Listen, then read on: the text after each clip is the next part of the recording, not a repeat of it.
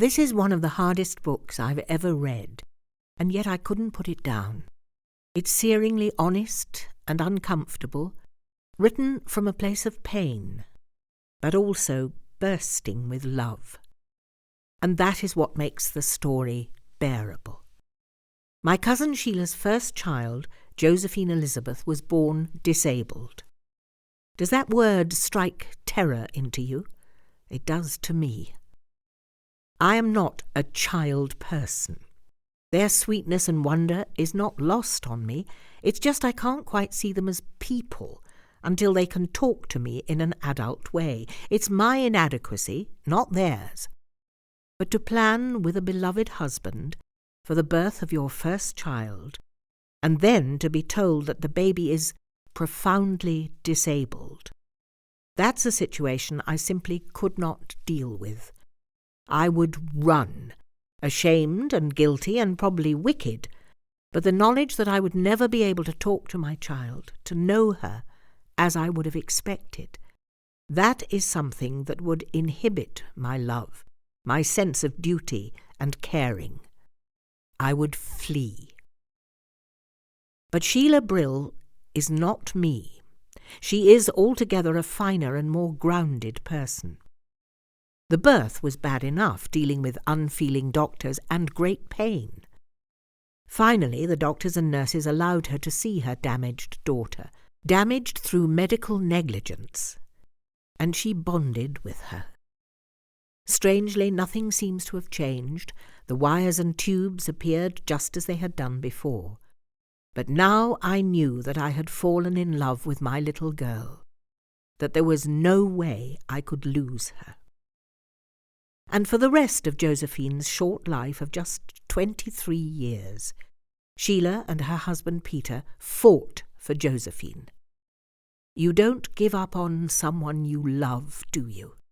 I might be a spectator in her care, but she was mine. Caring for a child so terribly damaged as Josephine was is beyond our normal imagination. Every single action had to be managed and planned. Josephine could not eat normally or move normally or breathe without help. She was a tiny little thing, surrounded by machines and drips and tubes, frequently having violent fits and not connecting with anything. And yet, motherhood felt like being thrown out of a plane and not knowing how to use the parachute. Josephine survived, so I must have pulled the cord. After only a month in intensive care, the hospital sent Josephine home. Now Sheila realized whatever had to be done to keep her daughter alive was up to her. Feeding was a particular nightmare for everyone, but Sheila persevered. The first night at home is described so vividly, but without indulgence. The reality of the task ahead is clear, and Sheila, despite being full of doubts about her abilities, makes herself ready. There was no question of me delegating or reneging on my responsibility. I don't think I actually imagined what would happen if things went wrong, but I was desperate for a guarantee that I would do the job properly and that Josephine would survive the night intact. And so the years follow one another, and the love and the toil continue. There isn't an end to care, but there are discoveries. A feeding tube relieved the horror of mealtimes. A carer who came to help had tenderness and understanding.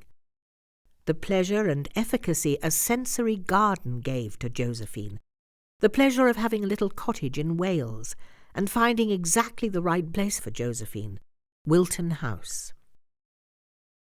A disabled child affects the whole family.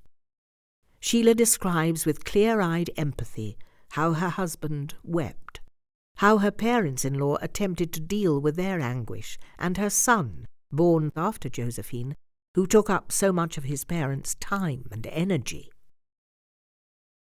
I learned what a formidable cousin I have, truly a fighter.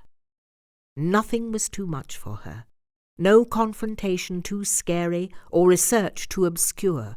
Anything that might help Josephine relieve her pain, her uncontrolled spasmodic movements, or give her a moment's pleasure. It was all harnessed and worked through. Eventually, a lawsuit against the negligent doctors who had caused the terrible injuries to Josephine found its way to the law courts. A settlement was arrived at, and Sheila and Peter could make life more comfortable for Josephine and for her brother, who was born as perfect a baby as one could desire. You should read this book, because it will tell you about a life you could never imagine, and in unadorned prose, coming from the heart. As a society, we need to know how to treat those in the prison of disablement, and take courage to talk to parents of children, and hold their hand, and join in the battles. This is a deeply moving, tender, and proud book, a tribute not only to courageous Josephine, who knew how to love, but also to her mother. In Sheila's words, the triumph of love is fierce and awe-inspiring. I have been enriched by reading it. I have no doubt you will feel its power too.